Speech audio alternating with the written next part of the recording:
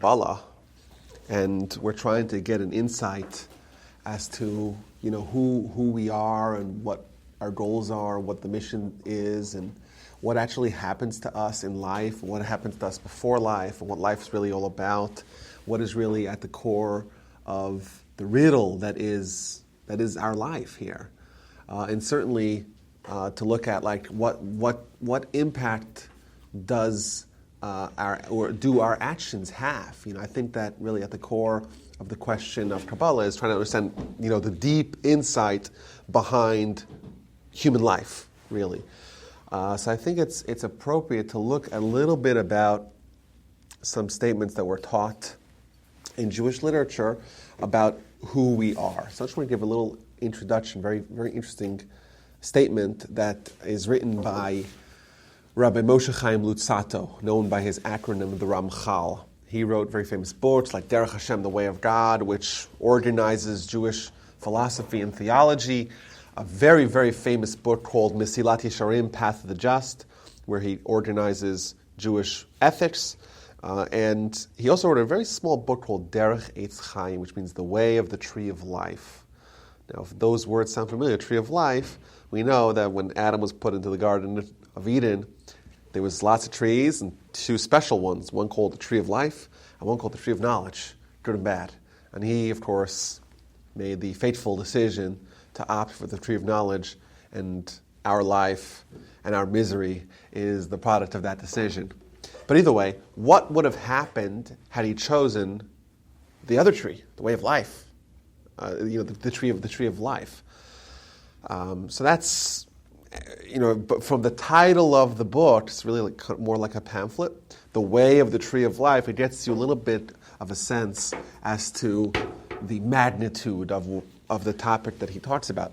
But in it, he writes a very, very short line, just one line, which he writes it almost matter-of-factly. This is just the way it is. He says, I found one tactic, one strategy that is a core strategy that if you follow this, you'll be successful in every area of your life. It's like that one amazing trick, Sounds like a little bit clickbaity, even though it was written in the early 18th century. What is this one trick that if you follow it, you'll have all of Torah and all of meaning in life and all of purpose in life, everything, this one trick? What's this one trick? Meditation. Just be with yourself, just you and the Almighty, and think. He says, think. Well, what should you think about? I don't know. What should I think about? So he says, I'll give you some examples to think about. He says, ask yourself questions, very broad questions, like Mahu, which means, what are you? What? Well, that's all he says, right? What are you? And he says, I think people should spend no less than an hour a day doing this.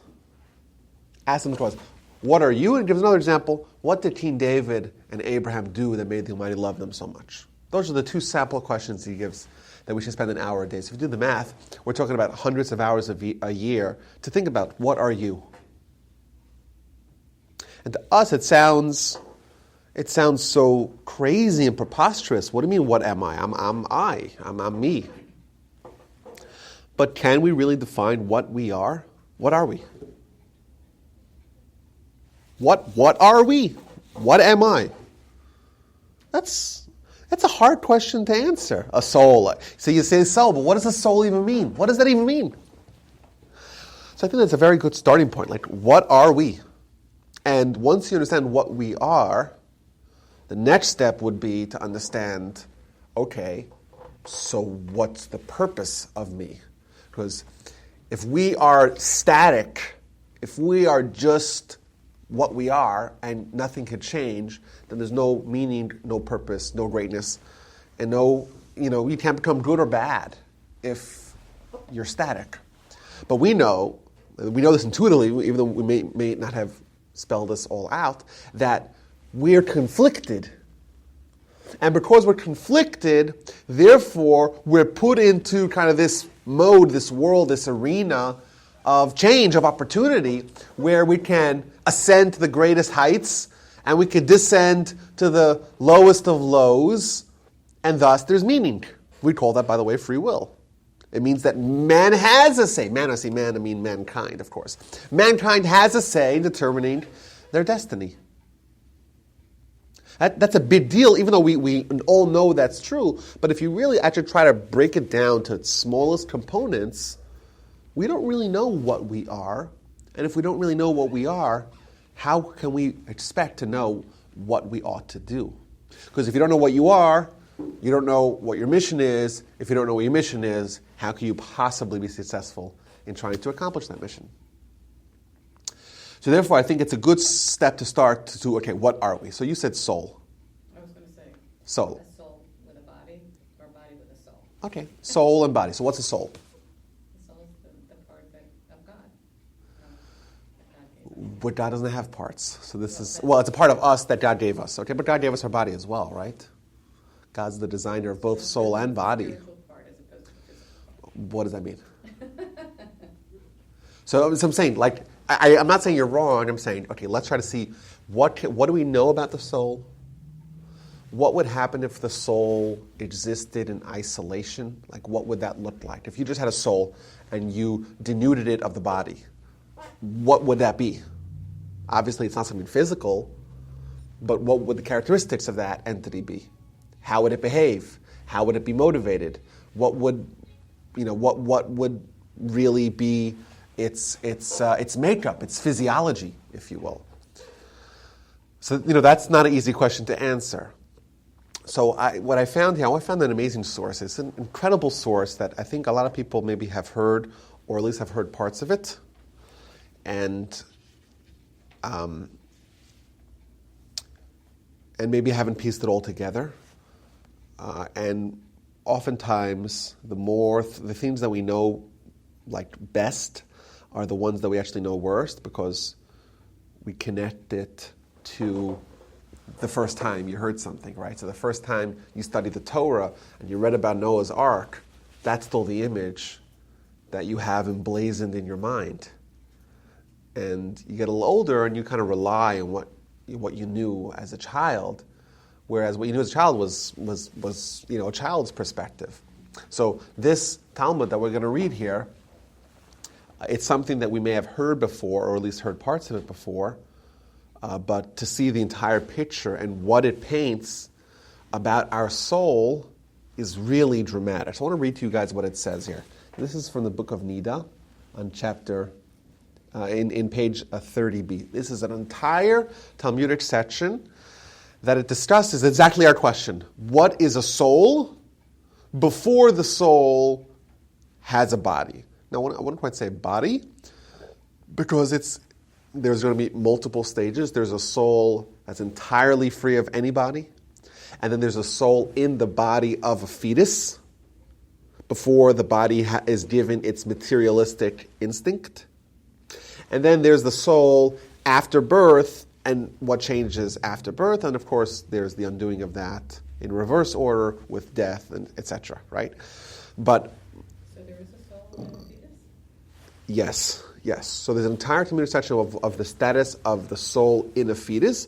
There's other sources that talk about the soul before the fetus, which is also interesting, very interesting. But we're gonna focus now on what the Talmud says about a soul in the fetus. I'm going to quote to you guys what it says. So it starts by saying, a candle is lit on his head. Child in utero, there's a candle lit on his head. Now, of course, if you take a sonogram, you won't actually see a candle. So what does that mean? Question number one. Okay, so what does it say? A candle's lit on his head, and the child sees and observes from one end of the world to the other end of the world. Unlimited vision. You could see from one end of the world to the other end of the world. So if you ask the child, you put up 2 fingers behind your back, the child can see it, right? Of course not. What it actually means is something like there's something being hinted at over here. He quotes a verse. When his candle would shine over my head, and by his light I will walk in darkness. Continues the Talmud. So that's the first time he knows that there's a candle lit in his head. Number 2, that he sees and observes one end of the world to the other end of the world. Number 3, we're told that there are no days in a person's life that are as wonderful as the days in utero. What is the peak of our lives? What's the highlight, the zenith, the acme of a person's life from beginning to end, from conception to death and beyond? Where's the pinnacle? It's when we're in utero, which is, typically we think you kind of, maybe hit your peak in your 40s or 50s or whatever. Here we're told it's in utero. Very strange statement, of course. And then this is the one that's very famous. And they teach him the entire Torah. Child in utero is taught the entire Torah, quotes the verse. And once he's about to be born, an angel comes and strikes the child on his mouth, and he makes him forget it. It quotes the verse. The verse says in Scripture, very famous verse in Genesis, at the entrance, sin crouches. The implication is, at the entrance to the world, sin is ready to jump on a person. Why? Because they knew all of Torah in utero. As they're being born, angel comes, smash them in the mouth. Forget the whole Torah. You don't know Torah. Well, sin is right there, beckoning for you. Okay. So is that where the Christians get the idea that you're born sinful? No, that would be a different idea. I'm not an expert in Christian philosophy or theology. But no, this doesn't say that you're sinful. It says that you're primed for sin. Okay. You're ready to sin because you don't have any Torah. If you have no direction in life, you have no guidance, of course you're going to sin. Right? Invariably you're going to sin. The default status of a human, once they're already born, is that they're bound to sin.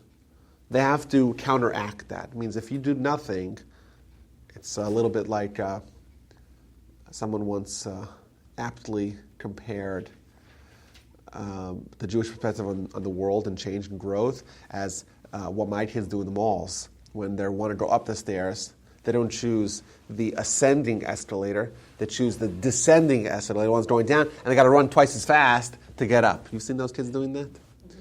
So it's kind of like that a little bit, where in order to grow, you have to not only work hard to grow, but you have to make sure that you're not regressing as well. If you don't do anything, if you just stand and the default status is that you're descending. So what the Talmud's telling us here is that because of what happens to you at birth, angel comes, smash you in the mouth, forget the whole Torah, sin is there, ready to crouch, ready to pounce on you. Because you're now in the descending escalator, and invariably, unless you do something to prevent it, you're going to be sinning. Okay? Now, so let's stop here. There's some more there, but I want to just stop here. So the Talmud, if we could kind of list out the things that we've mentioned. The Talmud, we've mentioned around 4 different things. Number 1, there's this candle on the child's head, and the candle, and the child sees and observes from one end of the world to the other end of the world. Number 1. Number 2, that the days in utero are the pinnacle of someone's life. Number 3, the child fetus is taught the entire Torah. And lastly, that the angel comes, smashes him in the mouth, forgets the whole Torah, and now he is primed to sin. That's what the Gemara says, and maybe parts of that we're familiar with. What does this all mean? What's going on over here? So in classical Talmudic fashion, the Talmud chose here to mask its meaning. It doesn't proclaim everything that it's trying to say. It hints it. There's a lot of hints going on over here. Obviously, if a child would have a candle on their forehead in utero, it'd be a really bad fire hazard. Don't you think?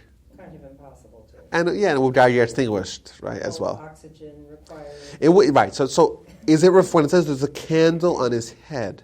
But energetically, there could be. But what does that even mean? What does this mean? A candle on a child's head? That means it. So clearly, the Talmud is saying something, but it doesn't want us to understand it unless we investigate further. And that's a classic Talmudic tactic. And it says, I'll give you a tremendous lesson, but I'll make you work to understand it. So what does a candle mean? Candle's light, okay, fair. Understanding. Fair.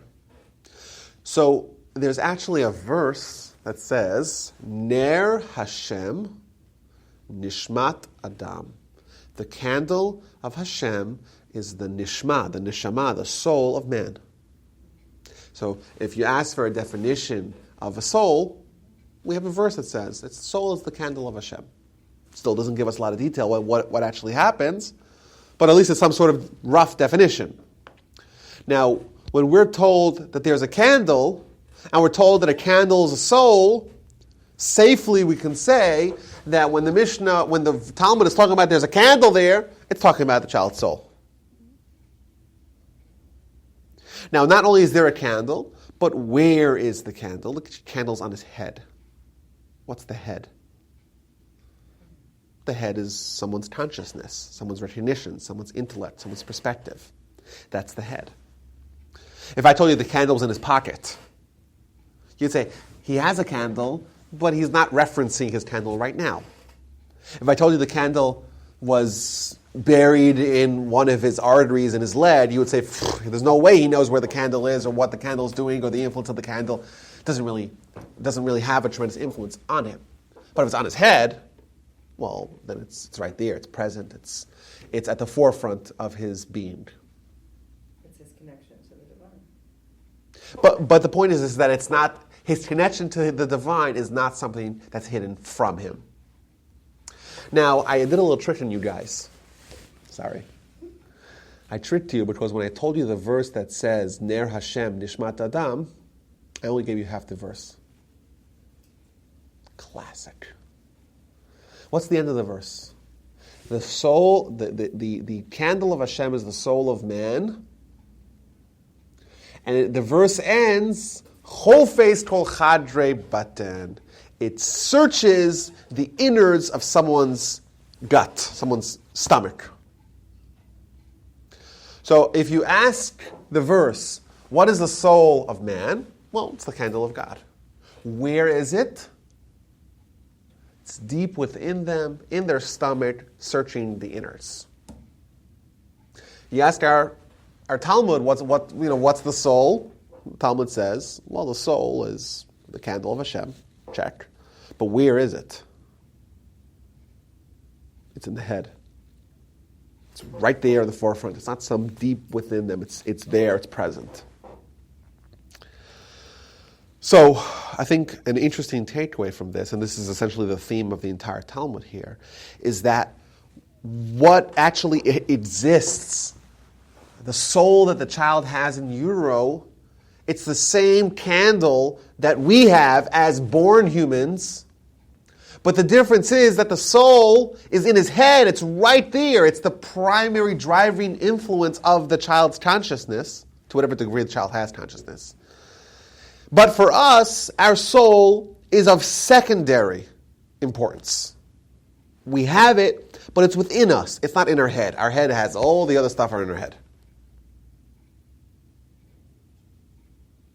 It's possible for someone to live their entire lives once they're already born without even recognizing that they have a soul or tending to it, nurturing it, sustaining it, engaging with it, connecting to it. It's possible. You could be totally physical once you're born. Once you're born, it's possible to totally neglect and ignore your soul. It's within you.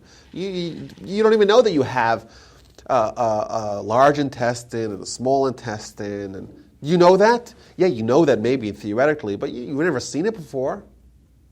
You know it's there. Have you seen it? Most people haven't. Maybe you've had a surgery, you have. Oh, you see of your own? Okay, maybe but it's certainly not at the forefront of your consciousness. Think about our soul now. It's like just clinging to the middle of our esophagus, or it's near our spleen.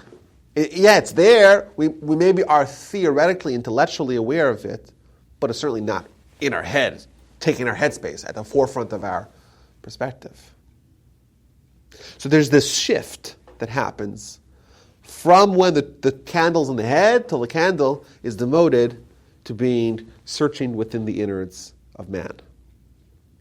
When you Yes. What was the Hebrew? Beten. So what is that? Beten means stomach or gut or innards. Because there's a link between the gut and the brain.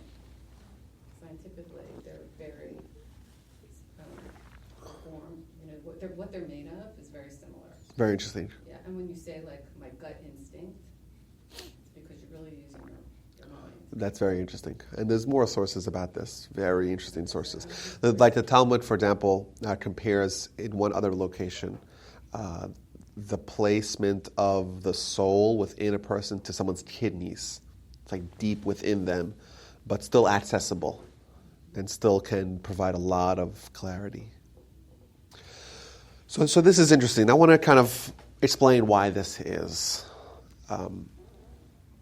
So if a soul is clarity, like you guys mentioned, if the soul is the candle of God, the soul also gives us tremendous vision, clarity, right? You could see from one end of the world to the other end of the world. Now, what does that mean?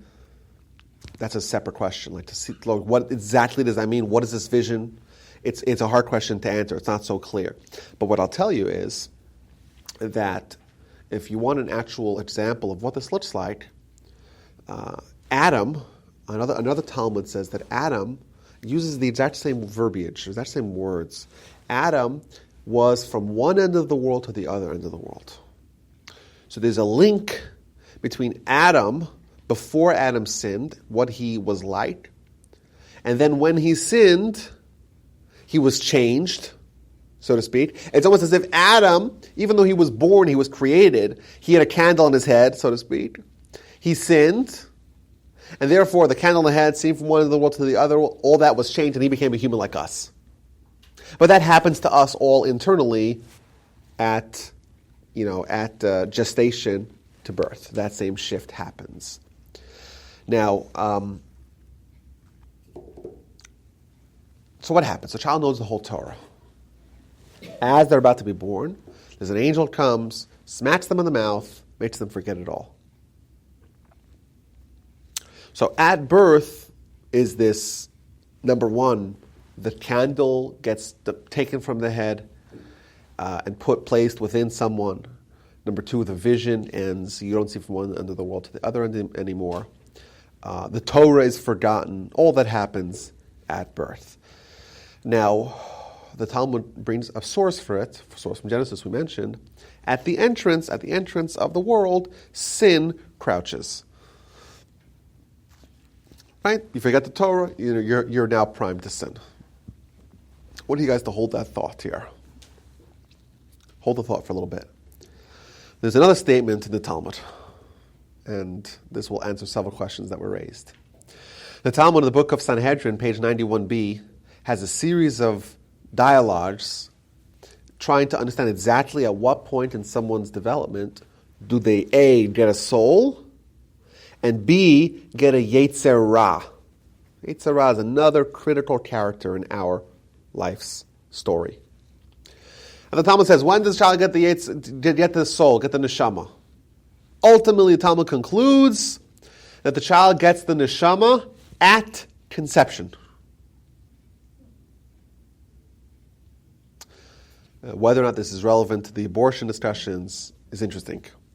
Because if you want to define man as a soul, well, the soul exists already before birth, clearly. So child gets the soul, the candle, the clarity at conception. Asks the Talmud, when does a child get a yetzer ra? When does that happen? That's the next question. So the Talmud says it happens at birth. I have a question. Go ahead. So I have a daughter with Down syndrome. Yes. When she was born, people told me that she was born with a perfect soul. Yes. Everyone's born with a perfect soul. Well, I'm saying soul is perfect. but that she didn't need to. She had already arrived. She was already.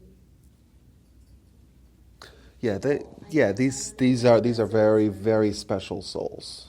Very special souls. But special souls means the degree of power that a soul has versus the degree of perfection are different. You understand what I'm saying? So For a soul to be perfect, all souls are perfect. But not all souls are great. Like the soul of Moses was a great soul, and it was perfect. He had them both. But our souls, we start off life with perfect souls. The Almighty gives us a perfect soul. The Almighty doesn't give us a refurbished one. Even if it's refurbished, it's factory refurbished, right? It's like refurbished from the manufacturer. So a great soul, yeah, of course, is it's tremendously inspiring. Well, then there's the other issue is when my son was born, when he was real little, people would say that he has an old soul. So that's an old soul. Well, tell them how they know that. Are they prophets, people that told you? Everybody. How do they know? What does it mean to be an old soul? Does souls age? No, I think when people say that, they're referring to maybe a reincarnated soul. Yeah, I think so. I think it's very hard for us, simple people, to try to figure out, to try to identify. Right. I think that's what they're talking about. Yeah, I don't know how people said that. It might be true. They've been here before. They have confidences and knowledge and gifts, I guess, because they've been here before. It's possible. I am not skilled in that arena of determining the age of souls. I think it's fairly well accepted that souls can get recycled. I don't know. AKA reincarnated. But yes, it's interesting. It's possible. I don't know how to do this. Like I haven't found any sources that talk about how to. Clearly, this thing exists where souls are different. Souls are more special, less special, and we're told like Elijah's soul is the same soul as Phineas. If the Talmud says it, well, then we could trust the Talmud. They knew how to do these kinds of things. The people that wrote the Talmud were people that were studying Sefer Yetzirah and were able to create animals out of studying Torah and eat those for Shabbos. So two rabbis were told in the Talmud. Every Friday they would study together. They would study Sefer Yetzirah, the book of creation, allegedly written by Abraham. Not a bad author. Pretty good record. And when they would study it, they would create a little animal, a little cow, and eat that cow every Friday night. That's what they had for dinner. Those people who could do that, we could safely trust when they say they trace a soul back to its roots. Simple people like us, will have to subside with whatever we're told in the sources. So the sources here is talking about the Yetzer Hara. So Yetzer Hara happens at birth. So we have this interim period. If you look at us now, once we're already born, we have both a soul and a Yetzer Hara. But during this interim period of a child in utero, they have a soul, but they do not have a Yetzer Hara. What a nice way to live. Not bad if you can have it, right? That's why it's the best, right? Now, says the Talmud, how do I know? How do I know that a child only gets a Yetzer Hara at birth? So quotes a verse in Genesis, a very famous verse. The verse that it quotes is the same verse that our Talmud quotes as to why a child forgets the Torah at birth. At the entrance, sin crouches. From the fact that the Talmud is using the same verse to teach us two separate happenings, A, that a child gets the Yetzer Hara, B, that a child forgets the whole Torah, that actually tells us that those two things are actually related. They're both from the same source. At the entrance, sin crouches, teaches us both of those things. Do you know why? The answer is because only one thing actually happens at birth. Let's dial back the clock here. Child at conception, they have a soul. The soul is an unhindered soul. It's a soul which is the candle of Hashem. It gives the child clarity. It gives the child Torah. It's the best times. There's nothing stopping the soul. The soul is just unhindered. As the child's about to be born, an angel comes and smacks him on the mouth. Is that a place he was supposed to smack people? Right? You want to make the child forget Torah. If you had to make an imagery of forgetting something by swiping it, what would you do? You'd swipe the head probably, right? Or if the candle's on top of the head, maybe extinguish the candle. He's smacking him on the mouth. What's happening with the smacking on the mouth? The answer is, what the angel is actually doing with smacking the child on the mouth is inserting in the child a yetzer hara. That's what's happening. But once the child gets the yetzer hara, then by default, their soul is going to be demoted. It's going to be taken from the top of the head and placed within the innards, and the Torah that it had is forgotten from the child as well. If your candle is in your head, you know the candle. If the candle is Torah, you know the Torah. If that is removed from your consciousness, placed in your pocket or placed in your innards, well, the Torah is still there, the soul is still there, the candle is still there, just inaccessible to you.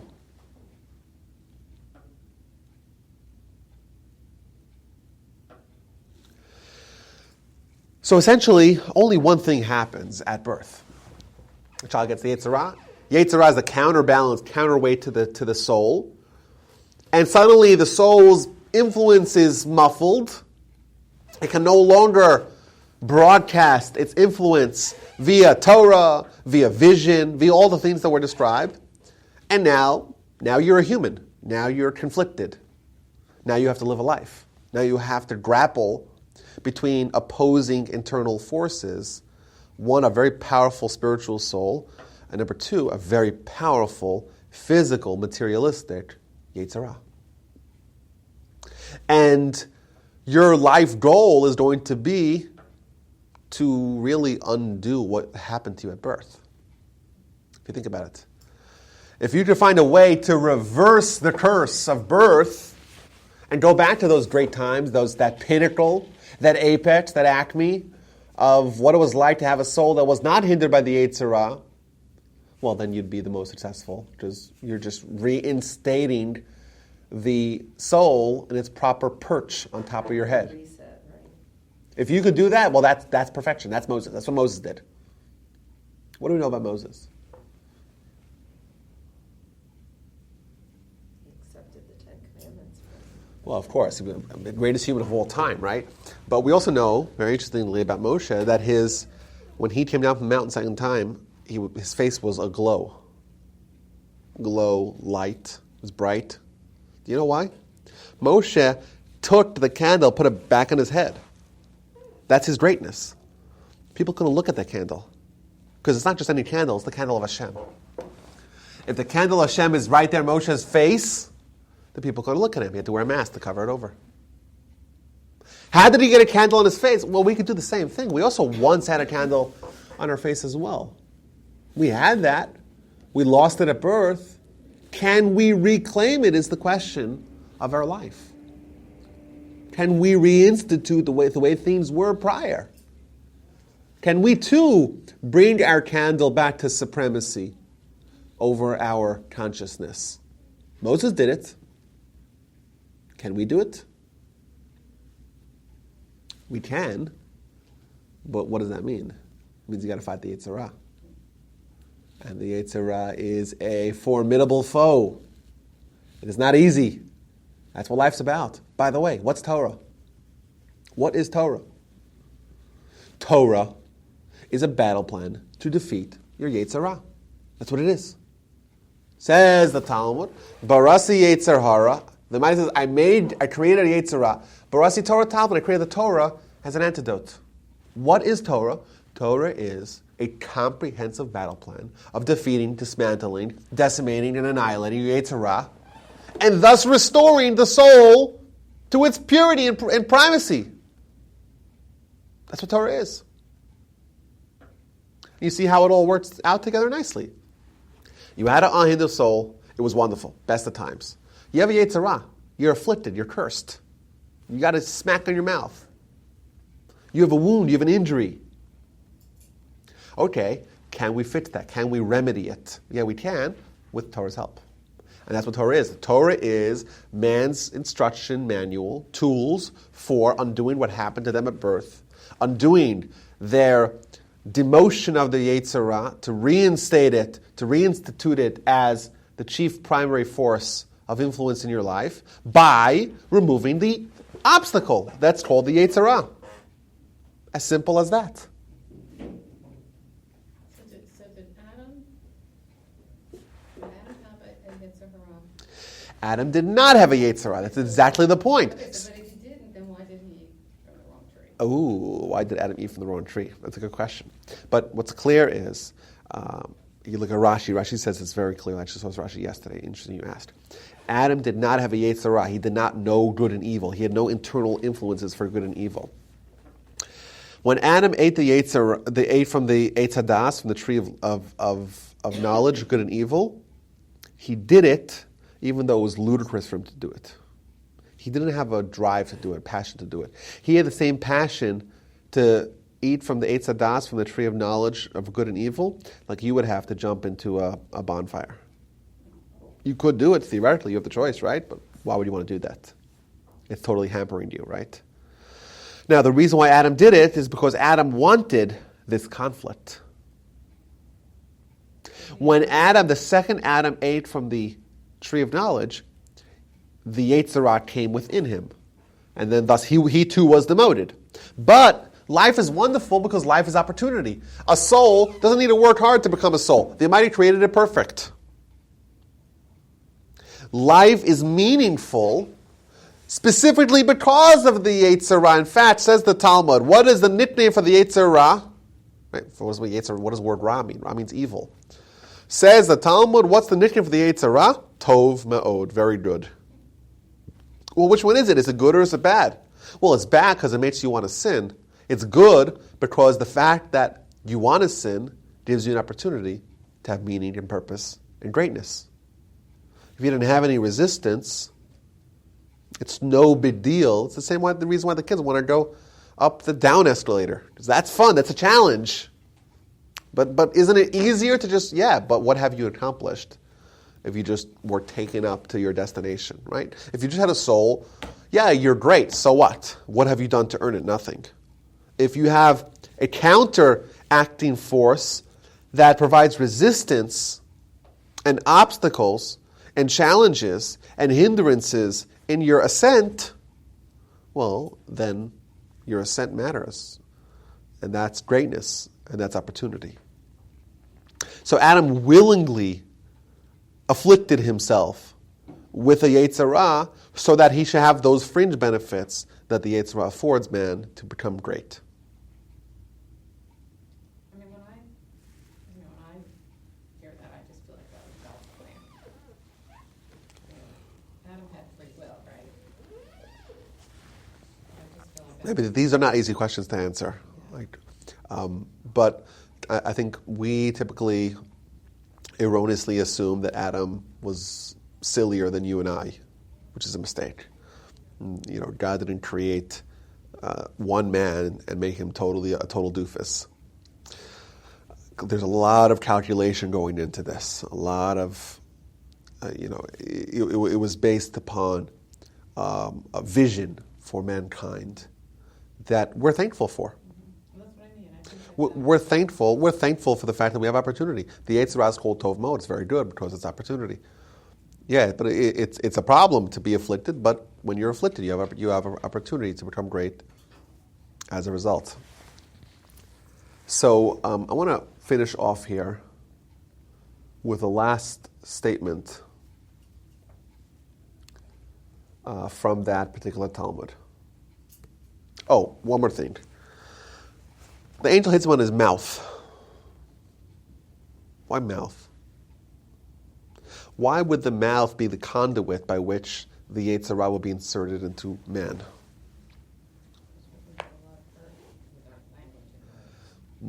Correct, and even more.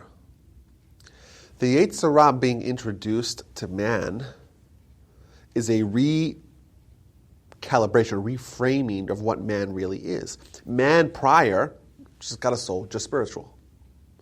Now you have the physical component being introduced, and now there's a fusion of good and evil, of righteousness, of spirituality in the form of the soul, and physicality and materialism, and the mundane in the form of the Yetzer Hara.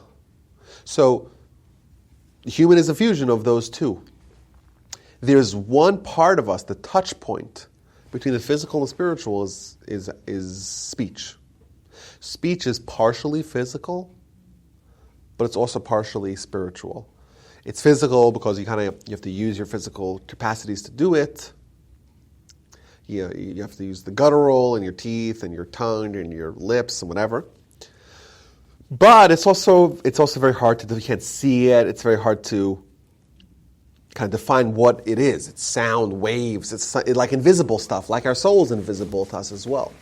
So it's a fusion of those two, and thus, when we're told that there's this marriage of soul and body, that's always going to be through the mouth.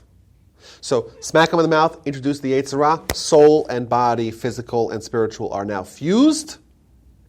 By the way, who is the only species that can talk in a verbal manner? Only us.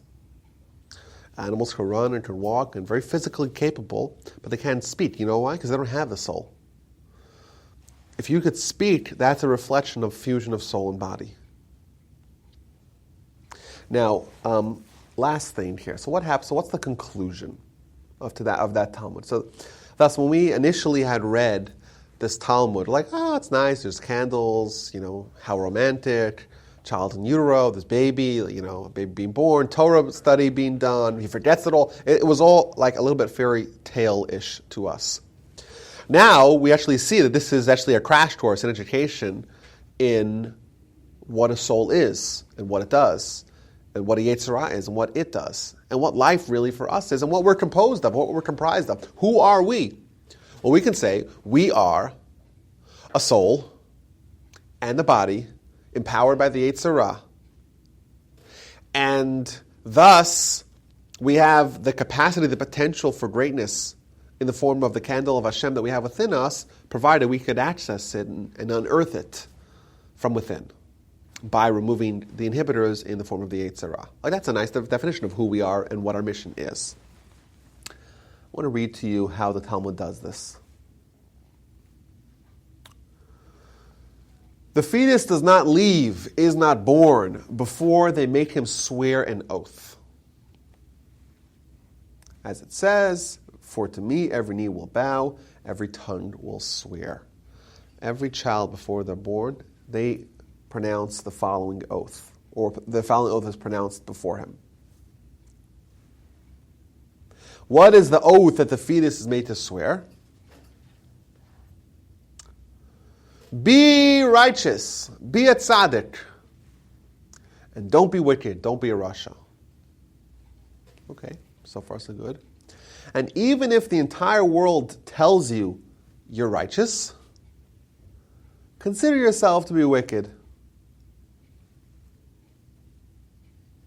So, what it's telling us initially is like this. This is all connected to what it had said previously.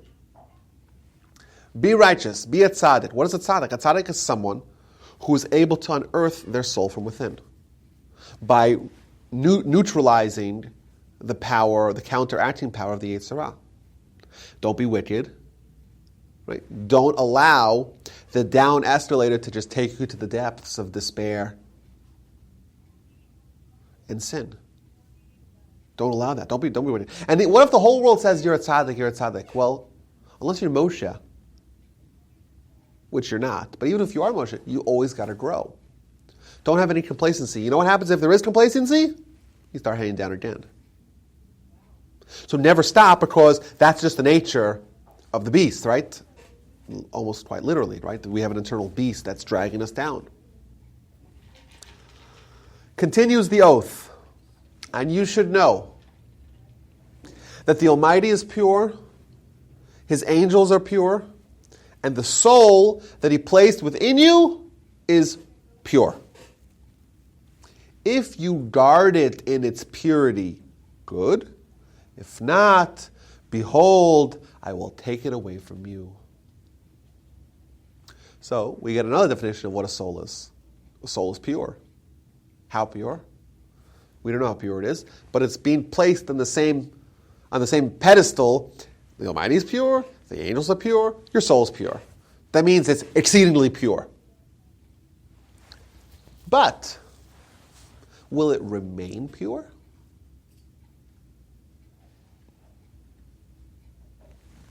Maybe yes, maybe no. Thus we are instructed, guard it in its purity, preserve the purity of your soul, and don't let it get sullied. How do you preserve the purity of its soul? By constantly battling on its side of the aisle. There's a war going within you. The eitz has his agenda, soul's got his agenda, and they are opposing. How do you ensure that the eitz does not win and thus sully the soul? How do you do that? By working hard. Like I said, the Torah is the manual of how to defeat the eitz. By defeating the eitz, you preserve the purity of the soul. As simple as that. As simple, it's not easy, but it's simple. Indeed, we are given a perfect soul, but will it remain perfect? Will we preserve it? That's only if we neutralize and defend it from the incursions and encroachments and infringements of the eitz. If we are complacent to do nothing, then it's going to become less pure and less pure and less pure because it's going to be taken over by the eitz. Thus, I think this Talmud really illuminates for us the question that really is at the backstory of our lives. Like, who are we and what's our mission? And for us, we're used to seeing a lot of trees and not so much the forest. This Talmud is all about the forest, all about the big picture. If you ask me, what is the role of Torah? Well, Torah is the Jewish people, it's the Jewish social commitment, it's the Jewish culture, it's the Jewish community, it's the Jewish mitzvahs, it's morality. There's a lot of definitions you can give to Torah. Here we're giving the overarching core purpose of Torah, and that is to beat down the Yetzirah, to neutralize it, to guard the purity of the soul, and to allow us to fulfill the pledge, the oath that we made at birth. We all made that pledge. We all have the soul. Can we access it and ensure that it's preserved in its purity? That's the only question. And the only tool that we have to do that is our soul. By the way, you mentioned Adam. Did Adam have a Torah? No. You know why? Because Adam did not have a Yetzirah. Therefore, he did not need a Torah. Once he got the Yetzirah, then the only way to be successful in our life's mission, thenceforth, would be with the Torah, the tools that the Torah affords us to battle our Yetzirah. But I think this is a very good introduction to really life, I would say, but certainly to a deeper, more profound, more nuanced scholarship, and hopefully behavioral integration as well, because these are nice ideas, but the big question is, will we actually apply it in our behavior, in our life, in our principles, in our morals, in our values and priorities? That's really in our hands. But certainly, if we're going to be undertaking in-depth study of these, core ideas in Jewish life and what really the backstory behind it, I think this is a very good way to start to see really who we are, what we're made of, what we're comprised of, and thus what is our mission, and also how the Torah really fits in to our mission. What we haven't discussed is how does the Yetzirah work, and how does it directly oppose the soul, and how are they exact mirrors of each other, and also, of course, how does Torah neutralize the soul? But those are all the next kind of steps, logical steps. At least we know what we're capable of theoretically with our soul, the great heights that we can achieve with it, and what the stakes really are of our life. These are pledges that we made, and the ramifications of it are enormous. Like, if you actually look at the sources that talk about the death and the undoing of life, the Talmud tells us that there's 903 different levels of death. Not all death is created equal. Why? Because death is separation of soul from the physical. Well, we said there's going to be a band, a spectrum. If you guard the soul in its purity, great. If not, not so great. So where is our soul? How successful were we in upholding our pledge, our oath, our pre-birth oath? Well, that matters, what our soul looks like. And to the degree that our soul is pure, the extraction of the soul is more seamless. Versus if the soul is not pure, if the soul is allowed to wither and become less pure and become integrated with our Yetzer Hara is able to overwhelm it, well, then to take it out is much more difficult. The Talmud says there's 903 levels of death, because death is just the undoing of life. So what's life? Life, you got a soul, Yetzer Hara. Okay, how are you going to allow, or what are you going to do to ensure that the soul does not get sullied? And death is just exactly undoing that. So for example, the Talmud says, the best kind of death is called Misas Neshika, which means, Neshika means kiss. And of course, like that should ring in your bell. Like if the soul is placed on our mouth by smacking it into us at birth, then if you just undid that, in a way that the soul was retained its purity, you just take it out of the mouth the same way that you did prior. Simple, right? If you were successful, you guard the soul in its purity, then how do you undo birth? The same way you made birth, right? You just extract it out. Talmud says that that's comparable to pulling a hair out of a glass of milk. No resistance, it's all smooth, no problem. What's the worst kind of death? That's called astara. And astara is, Talmud says, is that you have a ball of wool, a tuft of wool, and you have thorns that got caught up into that. And you have to extract the thorns that are all embedded deeply into this ball of wool. Well, that's not so easy.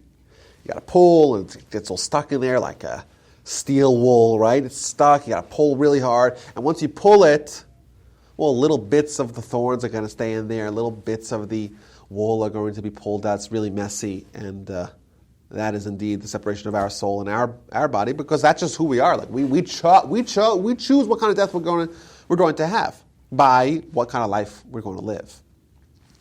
So these very, very powerful ideas, and really gives us an introduction onto I think advanced engagement in Jewish learning and hopefully Jewish behavior as well. Is there any questions? Who was the author of the first pamphlet that you read? Ramchal, Rabbi Moshe Chaim Luzzatto. I'm perplexed by your last comment. We choose our kind of death by the life we live. Exactly. It's a little bit unsettling, but it's. I lost a friend this morning. It's hitting home. Yeah. But it's no secret we're all going to die. We don't know when we're going to die, but we all know that. We all know we're going to die. Everyone knows that. But the question, that part is fixed as to exactly what circumstances that happens. Well, that is in our hands. That's where our free will comes into place.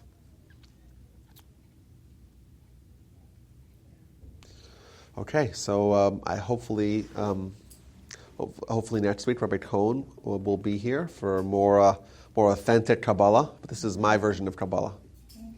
So what is going to happen during the holidays? Are there